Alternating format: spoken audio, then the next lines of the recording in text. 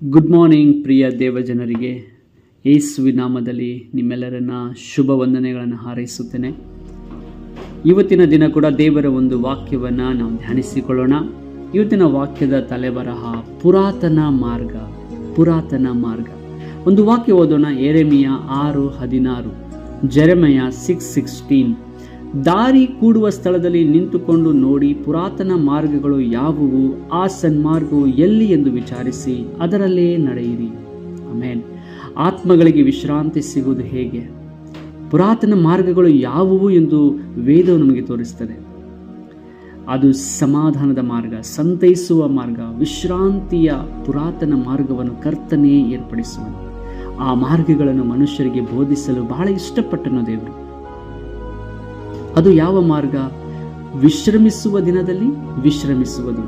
ಕರ್ತನು 6 ದಿನಗಳಲ್ಲಿ ಲೋಕವನ್ನು, ಅದರಲ್ಲಿರುವ ಸಮಸ್ತಗಳನ್ನು, ವಸ್ತುಗಳನ್ನು ಸೃಷ್ಟಿಸಿ 7ನೇ ದಿನದಲ್ಲಿ ವಿಶ್ರಮಿಸಿಕೊಂಡನು. ಸೃಷ್ಟಿಸಿದ್ದರಿಂದ ದೇವರು ಸುಸ್ತಾಗ್ಬಿಟ್ನ, ಸೋತೋಗ್ಬಿಟ್ರ?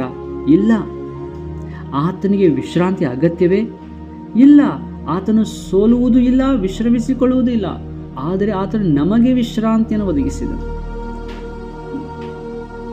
ನಂಬಿಗಸ್ತರಾದ ನಾವು ಆ ವಿಶ್ರಾಂತಿಯಲ್ಲಿ ಪ್ರವೇಶಿಸ್ತೇವೆ. ಇಬ್ರಿಯರಿಗೆ 4:3 ಹೇಳ್ತದೆ. ಕರ್ತನಿಗೆ 7ನೇ ದಿನ ವಿಶ್ರಾಂತಿ ದಿನವಾಗಿತ್ತು. ಆದರೆ 6ನೇ ದಿನ ಸೃಷ್ಟಿಸಲ್ಪಟ್ಟ ಮನುಷ್ಯನಿಗೋ ಅದು ಅವನ ಜೀವಿತದ ಪ್ರಥಮ ದಿನವಾಗಿತ್ತು. ಆದ್ದರಿಂದಲೇ ಕರ್ತನ 7ನೇ ದಿನ ವಿಶ್ರಮಿಸಿಕೊಂಡಿದ್ದಾಗ ಮನುಷ್ಯನು ತನ್ನ ಪ್ರಥಮ ದಿನದಂದು ದೇವರೊಂದಿಗೆ ವಿಶ್ರಮಿಸಿಕೊಂಡಿದ್ದನು. ಉಳಿದ 6 ದಿನಗಳು ದುಡಿಯಬೇಕು ಎಂಬುದೇ ದೇವರ ನೀತಿಯಾಗಿತ್ತು.